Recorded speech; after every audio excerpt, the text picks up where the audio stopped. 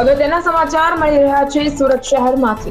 કુમારભાઈ કાનાણી નારાજ મામલો, અલ્પેશ કથિરાનું નિવેદન આવ્યું સામે। કુમાર કાનાણીની વાત તેમના સ્તર પર યોગ્ય છે। ચૂંટણીમાં આમને સામને લડ્યા હોય ત્યારે તે પ્રશ્ન બાબતે તેમને મતમાં વાત હોય તે સોશિયલ મીડિયા સમક્ષ તેમણે મૂકી। અમે કુમારભાઈને ચોક્કસ મનાવીશું તેવું અલ્પેશ કથિરા દ્વારા જણાવાયું હતું। હરીફ તરીકે સાથે હતા ત્યારે પણ આશીર્વાદ લીધા હતા અને હવે તો એક પાર્ટીમાં છે એટલે સ્વાભાવિક આશીર્વાદ લઈશું અને તેમને મળીશું અને આરામથી કોઈ દુઃખ થયું છે તે બાબત વિશે ચર્ચા કરીશું અને નિરાકરણ પણ લાવીશું। એમની જે વાતો છે એમના સ્તરે એકદમ વ્યાજબી વાત છે।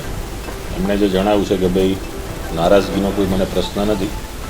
સ્વાભાવિક છે કે ચૂંટણી સમય પર આમને સામને લડ્યા હોય તો વ્યક્તિગત વાતો હોય કે પાર્ટીની વાતો હોય એકબીજા સામેના પ્રશ્ન બન્યા હોય છે, એકબીજાની ચૂંટણીઓની અંદર પરિસ્થિતિઓના નિર્માણ થતા જ હોય છે।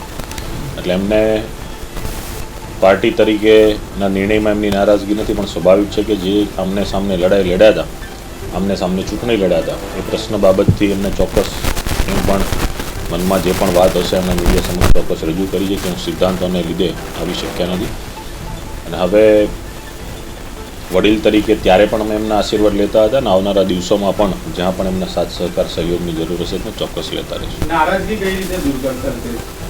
નારાજગીનો પ્રશ્ન જ નથી। એમને જ્યારે પાર્ટીના જોઈનિંગના જે પ્રશ્નની બાબત હતી એ બાબતમાં એમને જે પણ મંદુક હતી એમને વાત જાહેર કરી છે। નારાજગી એમને કોઈ પણ નહીં અને એમને પણ કોઈ પણ પ્રકારની નારાજગી નથી। સીધું એમને કીધું છે પાર્ટી તરફથી નારાજગી પણ અલ્પેશભાઈએ જે પ્રહાર કર્યા હતા, ઇલેક્શન વખતે શબ્દો કહ્યા હતા, જનતા યાદ રાખતી હોય છે, તેને લઈને વ્યક્તિગત તેઓ નારાજ છે, તેના સિદ્ધાંતના વિરુદ્ધ રાજકીય બાબતોમાં જ્યારે પણ આમને સામને ઉમેદવાર તરીકે લડતા હોય છે ત્યારે એકબીજા ઉપર પ્રહારો થતા જ હોય છે।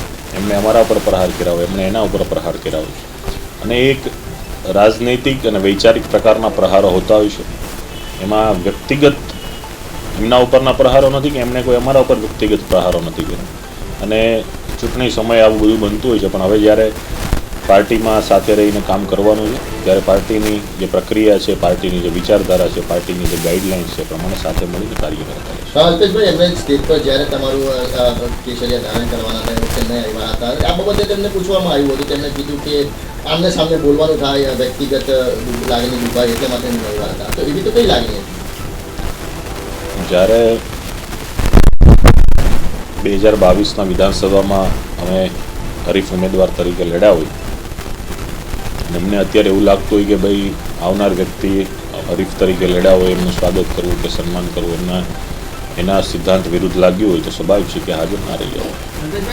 Nikhil Mishra, GTV news, Surat.